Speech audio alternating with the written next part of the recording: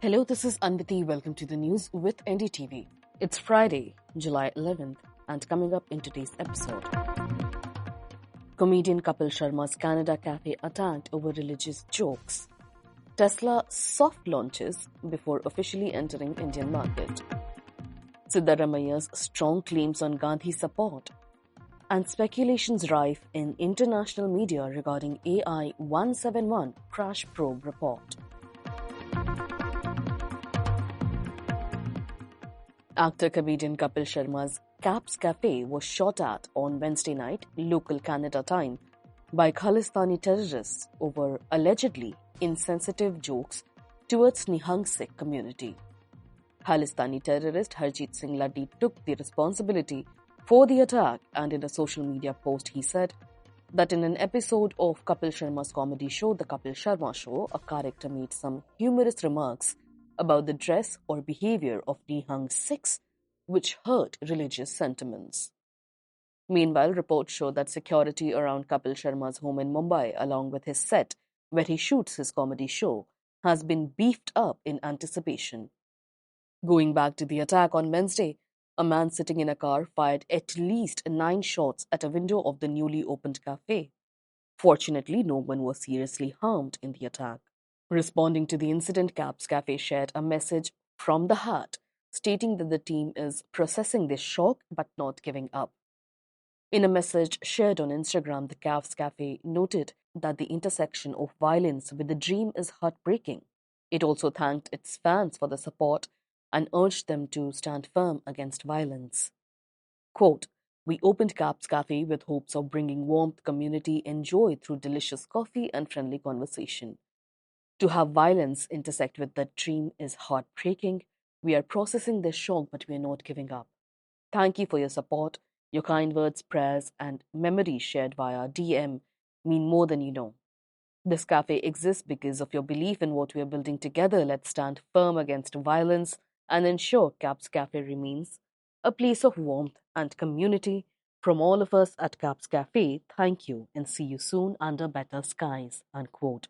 The team signed off the message with hope and gratitude and used hashtag support Caps Cafe Canada. The cafe opened on July 4th, and Khalistani terrorist Laddi had taken responsibility for the shooting.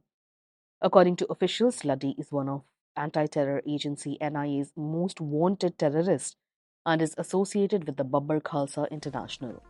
He is said to have ordered the shooting because he was offended by these jokes against Nihangs.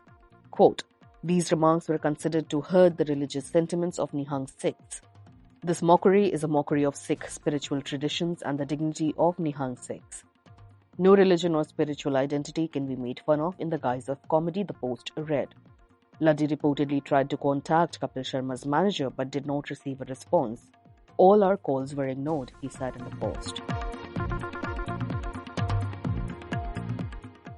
Tesla, Elon Musk-owned electric vehicle manufacturer, has shown clear interest in entering the Indian car market before, but now there are clearer hints about its entry. Before its official entry into the country, the brand has been continuously testing the Tesla Model Y. In recent months, the electric vehicle has been spotted testing multiple times on Indian roads. Thus, it is expected that it would be one of the first launches in the country, along with the Model 3. It is also worth mentioning that all units spotted in the past were updated Model Ys, also known as the Juniper. These were covered in camouflage and had red plates from Karnataka. The latest iteration of the Tesla Model Y features special design updates compared to its predecessor. The front end now sports a sleeker light, giving the electric vehicle a more modern look.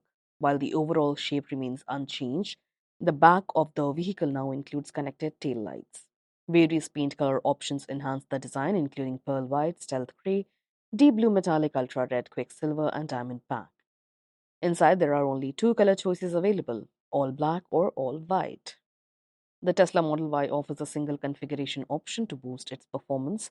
The vehicle is equipped with an all-wheel drive system alongside a long-range battery. It boasts an EPA-rated range of 526 kilometers.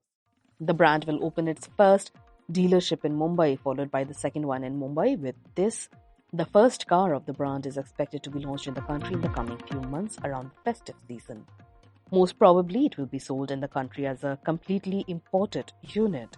Earlier, a report by Bloomberg suggested that the imported units were valued at Rs 27.69 lakh, with over 21 lakh rupees in import duty, giving an idea of what the price tag of the car would look like for a purchaser in India.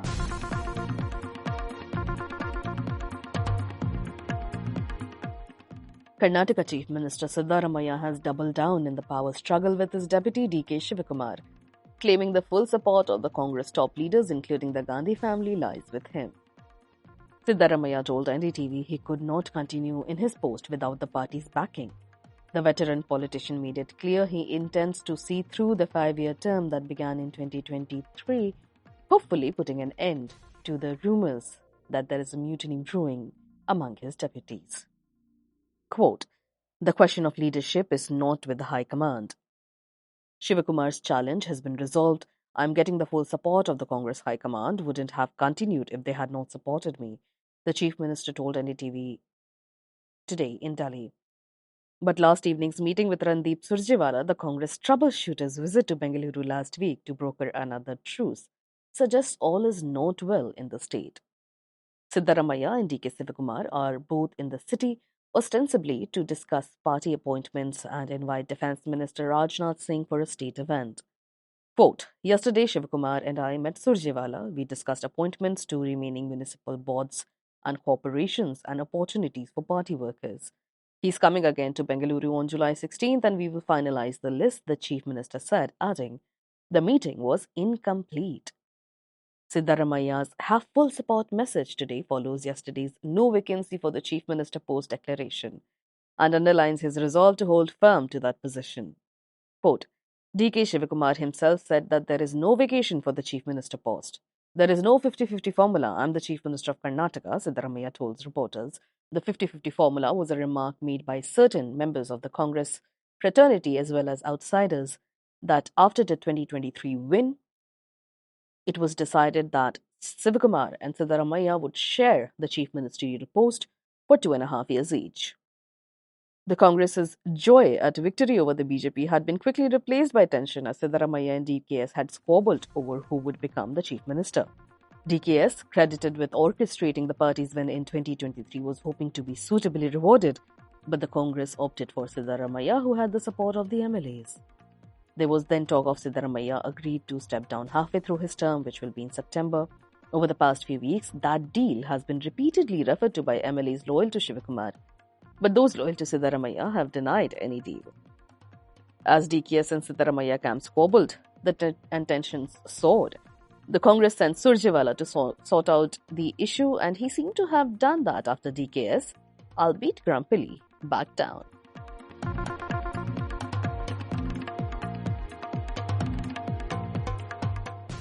It has been 1 month since the deadly Air India flight EI-171 crash in Ahmedabad, which killed everyone on board, and multiple international media houses have shared reports on it even before the official Indian report on the crash has been released.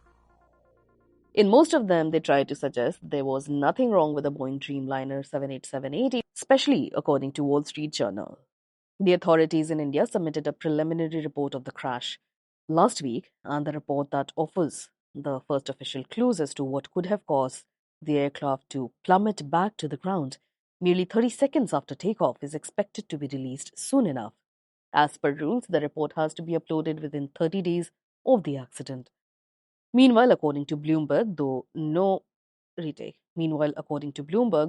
much has been said officially about the Ahmedabad crash, the report would also be quite basic and factual.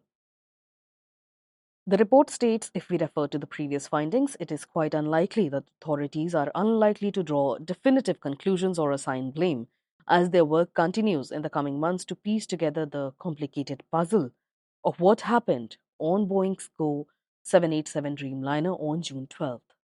The Wall Street Journal posted on X, quote, "The Air India crash probe is focusing on the pilot's actions and hasn't pointed to a problem with Boeing 787 Dreamliner." According to an American media outlet, the switches controlling the fuel supply to both engines of the aircraft were turned off due to the power thrust of the engines ending soon after taking off. However, multiple comments under the news story questioned if the media house was in a hurry to erase any blame from Boeing, even before the official report comes out. Pilots usually use these switches to start, turn off, or reset engines in an emergency. According to Bloomberg, what's known as of now is that the aircraft was fully loaded with fuel but quickly lost altitude, mere seconds after takeoff, before crashing onto the medical hostel, causing several explosions. All but one of the 242 people on board died in that accident, and 30 deaths were reported on the ground. Apologies. The pilot issued one Mayday alert before Flight AI 171 crashed in Ahmedabad.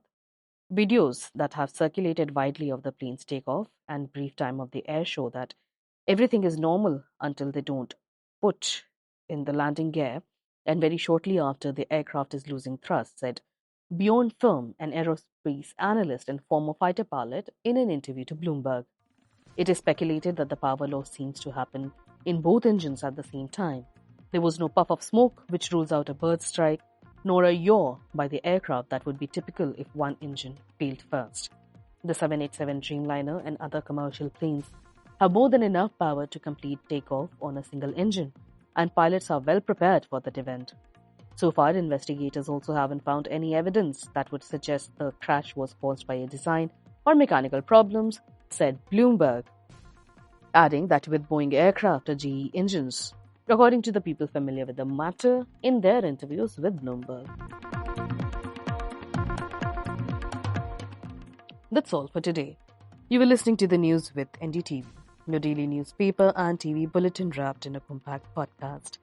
If you want to catch up with the day's events in a hurry, do remember to subscribe to the News with NDTV on Apple, Spotify, and the NDTV News app. This is your host Anviti, signing off.